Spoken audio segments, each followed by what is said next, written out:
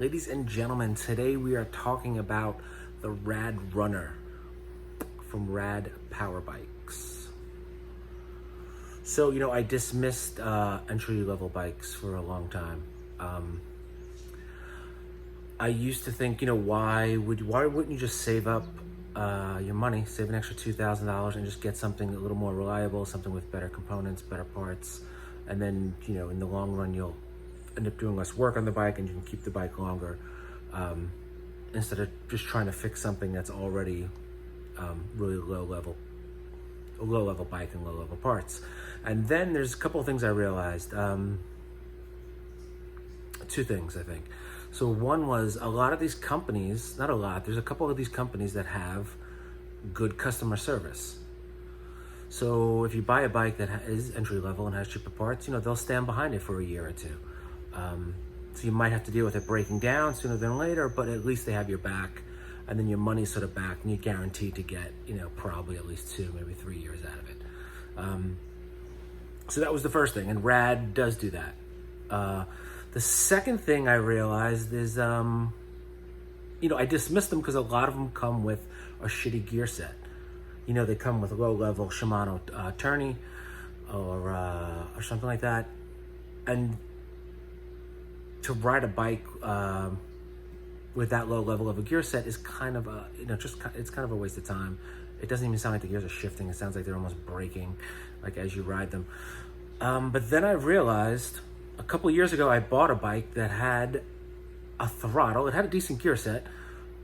And I was riding it around using the gears, and I realized, I don't really need, I go through these gears so fast. Because of the assist from the electric assist, that I don't really need to be shifting this much. So I was like, what if I just leave it in this lowest gear, which for most bikes is like a 14 tooth or something like that, and I just sort of use the throttle to get me off the line, and then I sort of use that cadence in that lowest gear, and that will keep me at like 16 to 18 miles per hour. And if I need to go faster, I hit the throttle again. And I started riding the bike that way, and I was like, wow, this is a lot of fun. This is really a cool way to sort of ride these bikes, any of these bikes that have throttles. And it's just a nicer way to ride. Like you're not worried about the gears all the time. You can kind of look around. You can sit a little more upright. You can just really sort of enjoy it. So yeah, turning it into a single speed and then just using the throttle a little bit. So when I saw how the RadRunner was set up, I was like, this is the perfect way. This is the perfect bike with a throttle. That's entry level. You don't have to worry about stuff, and then they cut stuff off the bike that you don't have to pay for. So the savings is going to you. So you were going to buy the bike anyway that had a gear set in there, but it would have been a shitty one. But you would have had to pay, and then you would have been riding it at single speed anyway, which I think is the best way to ride it because you don't want to be going through those shitty gears. So the RadRunner is a single speed. So there you go. So I think that's perfect. The savings goes off to you. You use the throttle to get you off the start a little bit, and then you sort of just go with that cadence. If you need to go more, you hit the throttle a little more. The second thing about the bike that I like is it doesn't come with a suspension fork. A lot of these companies that are putting out entry-level bikes are just putting suspension forks on their bike because I think people who don't know better are like, I'm getting a more bike because it has suspension on it. But there's a couple of things wrong with that. Usually it's the shittiest suspension fork. And then number 2 is it just adds tons of weight. And then 3, you do not even need the suspension fork because you have like a 3.3 inch tire on the RadRunner. And that's going to absorb anything you need. I mean, unless you're going over like logs or something like that, but you don't, and even if you were, this wouldn't be, you don't want a cheap suspension fork to do that. So they got rid of the gear set and they got rid of the suspension fork. And you're going to get that from your tire. If you on an e-bike, if you go up to like a 2.25, you start from there, and then anything higher, you're getting some decent suspension. It's just, anything from that up is going to eat up the road, and the higher you go, the more it's going to eat up the road. So you got a 3.3 inch tire. So you have suspension. I think it's better than suspension because it just eats up the road. It doesn't turn the bike into this mushy bike.